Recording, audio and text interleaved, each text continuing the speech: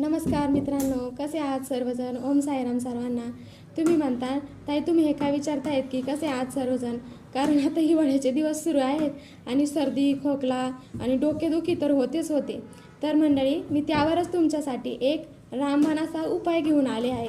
ते म्हणतात ना आजीचा नुस्खा, तो घेऊन आले आहेत आणि तुमच्यासोबत मी तो शेअर करणार आहे. तर मंडळी, चला मी तुम्हाला सांगते कसा करायचा आहे तो नुस्खा. काय करायचं आहे, एक लोखंडी तवा घ्यायचा आहे, तो गॅसवर ठेवायचा आहे. त्यानंतर थोडासा ओवा घ्यायचा आहे, 3-4 लवंग आहे ना ते घ्यायचे आहे आणि ते दोन्ही बी एकत्र असे लोखंडी तव्यावर भाजून घ्यायचे आहेत. 3-4 मिनटे असे भाजून घ्यायचे आहेत आणि त्यानंतर तो लोखंडी तवा खाली उतरून घ्यायचा आहे आणि एका प्लेटमध्ये ते काढायचे आहे. त्यानंतर तुमच्याकडे रुमाल असेलच ना, तर रुमाल जर नसला तर तुम्ही चिंदी पण घेऊ शकता. चिंदी अशी चौकोनी आकाराची, पण ती स्वच्छ असली पाहिजे, किंवा एखादं कोणतं पण कापड घेऊ शकता. थोडंसं असं पण छोटंसं असलं पाहिजे, लई मोठं नाही घ्यायचं आहे. आणि त्यामध्ये तुम्हाला एक कापूर असा भुकटी करून टाकायचा आहे किंवा कुस करून टाकला तरी चालेल. आणि त्यानंतर तो भाजलेला ओवा आणि लवंग आहे ना ते पण त्याच्यामध्ये टाकायचे आहे आणि ते असे गोळा करून त्याचे एक असं पुरचुंडी बांधायची आहे. म्हणजे असं आपण जे बांधतो ना गठुडं करून ते बांधायचं आहे. आणि ते असं आपल्याला सर्दी झाली ना असं नाकापाशी धरायचं आहे.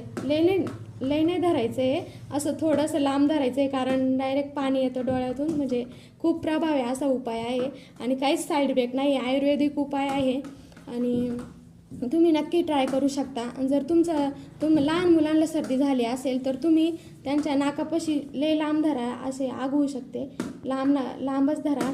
आणि तुम्हाला म्हणजे लहान मुलांच्या शर्टाला असे बांधू शकता, तुम्ही पिन लावून इथे बांधू शकता. त्याने खूप फरक पडतो. डोकं दुखायचं तर राहूनच जातं, कारण मला जर सर्दी झाली तर मी हाच उपाय करते आणि तोच उपाय मी तुमच्यासोबत शेअर केला आहे.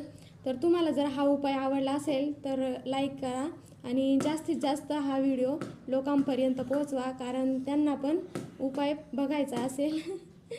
आणि तुम्हाला असेच नवनवीन व्हिडिओ बघण्यासाठी तुमच्यासाठी उपयोगाचे व्हिडिओ बघण्यासाठी माझ्या चॅनलला सबस्क्राईब करा आणि फॉलो करा.